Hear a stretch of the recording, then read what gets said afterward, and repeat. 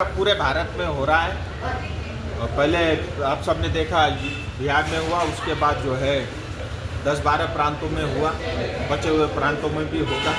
और एसआईआर पहली बार नहीं हो रहा है। भारत आज़ाद होने के बाद जब से चुनाव आयोग बना उसके बाद लगातार जो है बीच बीच में एसआईआर होता रहा है। और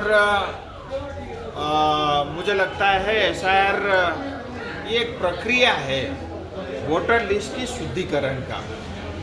वोटर लिस्ट में अगर कोई त्रुटि है उसको ठीक करने का, और क्योंकि वोटिंग का जो अधिकार है वो अधिकार जनता के ऊपर बना रहे, उस अधिकार को सुनिश्चित रखने के लिए एसआईआर आवश्यकता है।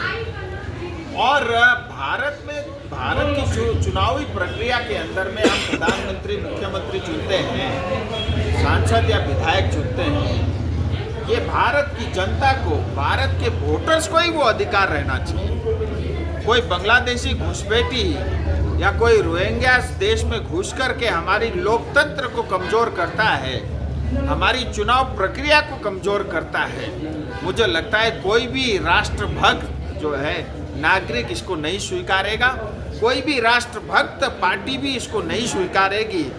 हाँ, अगर कोई देश में राष्ट्र विरोधी पार्टी है तो वो एसआईआर का जरूर विरोध करेगा या करेगी।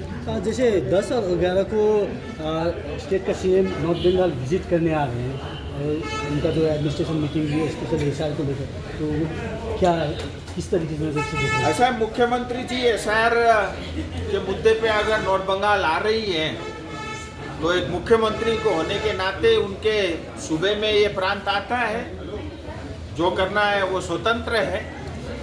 लेकिन मैं उनसे एक ही आग्रह करूंगा, कृपया भ्रम न फैलाएं। और आप आएंगी उससे पहले जो है मैं एक बात का खुलासा आपके माध्यम से ज़रूर करना चाहूँगा।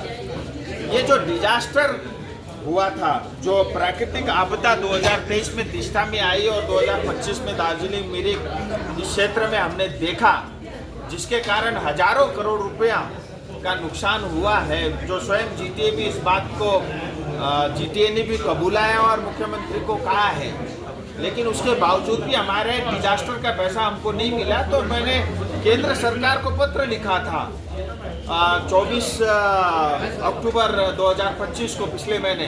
तो मुझे आज उसका जवाब मिल गया गृह मंत्रालय की तरफ से कि 6,000 करोड़ रुपया, करीब अगर मैं स्पेसिफिक बोलूँ 5,890 करोड़ रुपया जो है राज्य सरकार के पास डिजास्टर का फंड पड़ा हुआ है, जो केंद्र सरकार ने दिया है। या तो आप उस पैसे का भ्रष्टाचार हुआ है, फंड को साइपन ऑफ किया है, यानी कहीं दूसरी जगह जो है उसको यूटिलाइज किया गया। तो डिजास्टर का करीब 6,000 करोड़ का बड़ा घोटाला पश्चिम बंगाल में हुआ है। इस बात की मुझे जानकारी मिली और वो पत्र भी है। मैं इसके बारे में कल विस्तार से प्रेस भी करूंगा।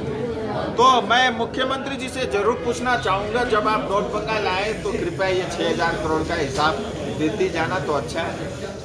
कल जैसे गोरखा मुख्यमंत्री का ऑल पार्टी मीटिंग एक कॉन्डक्ट करने वाले हैं, तो इसके बारे में क्या कहना है इंटरलोकेटर को लेकर? देखिए, इंटरलोकेटर तो ये बड़ी चीज़ हुई है और इसका समाधान भी निकलने वाला है।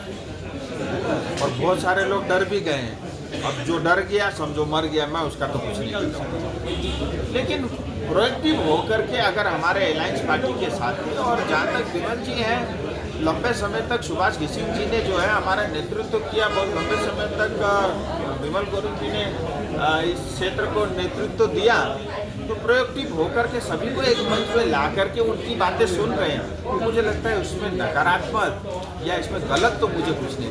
जो भी हो रहा है वो अच्छे के लिए हो रहा है। और ये इंटरलोकेटर जो है ये सिर्फ भारतीय जनता पार्टी के समाधान के लिए नहीं है, गोजामुनि के लिए नहीं है, विमल गुरुंग या राजू बिष्ट के समाधान के लिए नहीं, क्षेत्र की जनता के लिए, गोरखा, आदिवासी, कोच, मेचे, राभा, टोटो, बंगला भाषी, हिंदी भाषी, हम सभी के लिए है।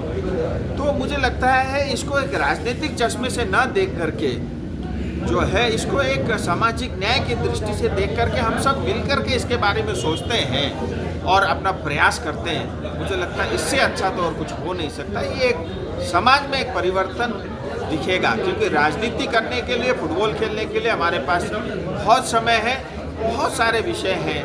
क्योंकि टूटी पड़ा हुआ है, उसमें पानी नहीं है, सड़कें बने हुए हैं, पैसा गायब हो गया लेकिन खड्डे ज़्यादा हैं। तो ऐसे झगड़ा करने के लिए विषय बहुत है। मुझे लगता है इसमें झगड़ा ना करें तो अच्छा है, और करोगे फिर हम भी तैयार हैं।